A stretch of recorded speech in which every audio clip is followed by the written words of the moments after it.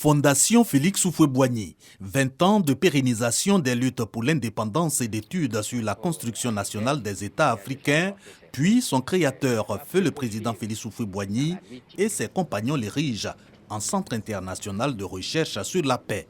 Donc, 50 ans de vie de 1973 à 2023, revisités par les invités du secrétaire général de la dite fondation. Jean-Noël Loukou évoque aussi le Centre régional d'éducation à la culture de la paix, le Centre international de documentation et la radio de la paix, des acquis en termes d'outils de promotion de la paix.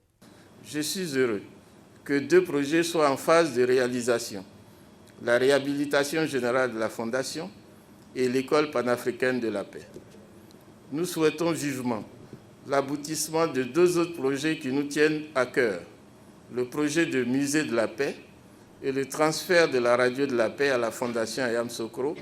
Et de traduire en acte cet engagement à poursuivre la recherche et la promotion de la paix, les 5 derniers ouvrages sur la thématique sont dédicacés et l'imprimerie numérique officiellement mise en service. À la Fondation Félix Houphouët-Boigny, le conseiller Firmin Makoto renouvelle le soutien de la présidente de l'UNESCO. Pareil pour le ministre gouverneur du district autonome de Yamoussoukro. La création d'un musée Félix Houphouët-Boigny. Il me semble que le moment est venu de le réaliser enfin.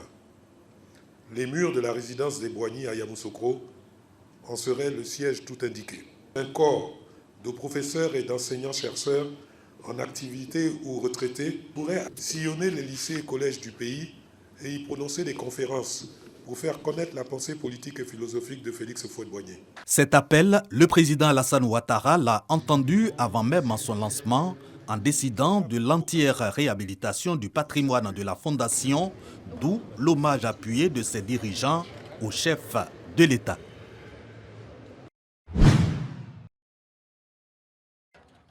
La paix et la cohésion sociale, socle à tout développement, sont désormais palpables dans toutes les localités de la région de Beké. Béoumi et Diabo sont 2 communes qui ont vécu respectivement des crises intercommunautaires en 2019 et 2023. Les populations de ces 2 localités vivent en parfaite harmonie aujourd'hui. Une paix retrouvée grâce à un dispositif d'alerte précoce, de prévention et de règlement de conflits. Un dispositif composé des autorités administratives, de la chefferie traditionnelle, des guides religieux et des jeunes. Quand nous avons l'occasion, on ne se tait pas, on donne des conseils. L'essentiel est qu'il y ait la paix.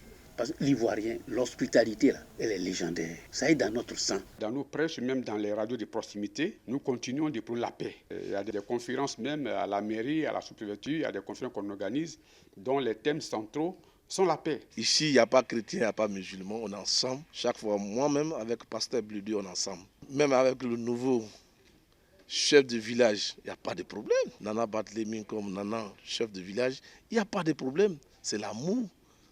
On vivra ensemble. Mieux, à Béoumi, une plateforme numérique des jeunes a vu le jour. Nous avons mis en place une plateforme en ligne appelée Engagement pour prévenir d'éventuelles crises. Aujourd'hui, avec l'implication de tous, la paix est une réalité. À Diabo, les femmes du marché s'en sont remises au chef canton pour toujours préserver le vivre ensemble. Pour Nana Thomas Baté, la paix est un bien précieux. Le vivre ensemble constitue un noyau important. Et la paix, comme le président Houphouët-Boigny l'a dit, doit être un sacerdoce pour tous les Ivoiriens. Soyez bénis, grand Houphouët-Boigny, les jeunes de Côte d'Ivoire vous remercient. La délégation régionale du médiateur de la République, de son côté, entend faire de Beké un havre de paix. Que le savoir vivre en harmonie avec son voisin, avec son collègue de travail, soit une réalité dans toute nos environnements de vie et de travail. Ainsi, la paix sera le partage de la Côte d'Ivoire entière. Dans les localités de Béoumi et de Diabo, la célébration de la 27e édition de la Journée nationale de la paix est marquée par une campagne de sensibilisation et de dépistage gratuit des cancers du sein, du col de l'utérus, de la prostate et des maladies métaboliques. La célébration de la Journée nationale de la paix se tient chaque année en Côte d'Ivoire à la date du 15 novembre. Elle a été instituée par le décret 96-205 du 7 mars 1996.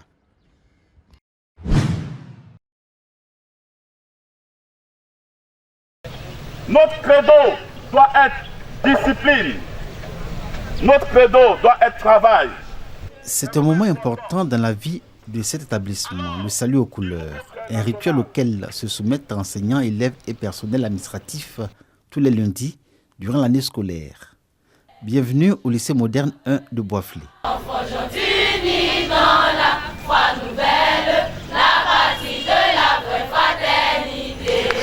Ici, discipline et travail sont des valeurs inculquées aux apprenants et toujours rappelées devant le drapeau, dont la symbolique est une interpellation des filles et fils de la Côte d'Ivoire au sentiment national.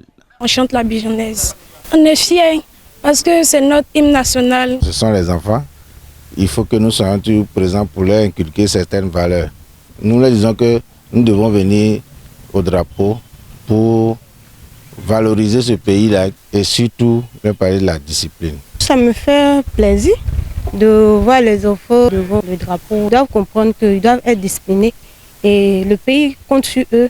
Des jeunes filles et garçons ayant l'amour de leur pays et une autre idée de son symbole, en l'occurrence le drapeau ivoirien aux couleurs orange, blanc et vert, disposé verticalement, mais encore une connaissance de son hymne et de sa devise. Les élèves de la 6e, la terminale du lycée 1 de Boisflé sont dans cette dynamique. Salut aux terres de l'espérance, pays de l'hospitalité, terre légion remplie de vaillance, ont relevé ta dignité. Les sentiments qui nous animent au drapeau, c'est que souvent on a un peu un sentiment de peur, quoi. Des fois ils vont t'appeler pour aller tirer les drapeaux. Et puis si on choisit d'autres personnes, en tout cas tu es satisfait. C'est un drapeau tout neuf qui flotte à l'entrée de l'administration du lycée moderne 1 de Boisflé. Il est offert par UNG basé à Boisflé, le mouvement Cœur Blanc. Une action qui vient en soutien à l'œuvre des responsables de cet établissement de mettre un accent particulier sur l'éducation civique. On a constaté que la bijonnaise est négligée et notre drapeau est négligé. Nous sommes engagés pour vous distribuer des drapeaux. Nous devons un respect total pour nos pays. En regardant ce drapeau, c'est le pays qu'on regarde. L'ONG Cœur Blanc nous offre la République de Côte d'Ivoire. Pour l'aimer, je voudrais qu'on les salue en les applaudissant. Quelques centaines de mètres plus loin, après le lycée moderne 1, la préfecture. Atmosphère de solennité.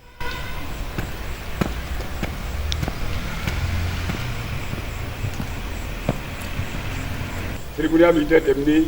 En nom du préfet. Autorité préfectorale, la force de défense et de sécurité, directeurs et chefs de service de l'administration et un aréopage de personnalités, ils sont réunis pour la cérémonie de salut aux couleurs. Chose frappante, c'est un drapeau tout neuf aux dimensions plus grandes qui flotte sur le mât et autour duquel chacun a exprimé dans le silence et le temps du cérémonial son appartenance à la Côte d'Ivoire et toute sa fierté d'être acteur participant à son développement. C'est le moment choisi aussi par l'ONG Mouvement Cœur Blanc pour remettre des drapeaux au préfet de la région de la Marawi. Ces drapeaux, emblèmes de la République, seront ensuite distribués aux directeurs et chefs de service de l'administration publique dans toute la région de la Marawi. Nous le faisons dans un seul objectif, amener nos parents à inculquer l'amour du drapeau à nos enfants, inciter les enseignants qui le font déjà bien à le faire davantage dans les écoles, afin que nos enfants, la nouvelle génération, soient vraiment éduqués dans ce sens-là. C'est un geste d'amour. C'est un geste de très haute portée citoyenne. Nous sommes en train de construire un pays. Chacun à son niveau, là où il se trouve, devrait contribuer à l'édification de la nation. Dans la ville de Boisflé, des centaines de drapeaux ont déjà fait l'objet d'une remise. Plusieurs structures de l'État en sont bénéficiées, à l'exemple du commissariat de police de Boisflé et l'école primaire publique Yomandibi Michel. L'ONG Mouvement Cœur Blanc invite les Ivoiriens non seulement à un engagement patriotique et civique, mais aussi exhorte les parents, les autorités éducatives, les enseignants notamment, à inculquer l'amour du drapeau à ceux à qui il dispense le savoir et la connaissance. Les enfants qui représentent l'avenir de la Côte d'Ivoire. On sait que la Côte d'Ivoire, c'est notre pays. C'est ce qu'on doit inculquer aux jeunes. que notre pays est vraiment beau et qu'il faut le servir avec toutes ses forces, avec toute son intelligence pour son développement. Nous tenons à faire cela une promotion pour que toute la Côte d'Ivoire soit au courant et qu'ils mettent en application notre drapeau. La remise des drapeaux, emblème de la République aux structures de l'État, un grand projet qui va toucher l'ensemble de la Maraoué et à terme les autres régions de la Côte d'Ivoire. L'ONG Mouvement Cœur Blanc nourrit l'espoir que tous les citoyens magnifient, honorent et respectent l'emblème national qu'est le drapeau tricolore orange, blanc, vert en bande verticale et d'égale dimension, lesquels représentent chacune la devise de la Côte d'Ivoire qui est l'union, la discipline et le travail. C'est le temps de la récolte. Des missions éclatées de l'Intercoton et de la Fédération des producteurs de coton rencontrent les producteurs. Objectif de cette mission dans toutes les 19 régions productrices, sensibiliser à la production de coton de qualité et stocker le coton récolté dans d'excellentes conditions respectant les normes de qualité.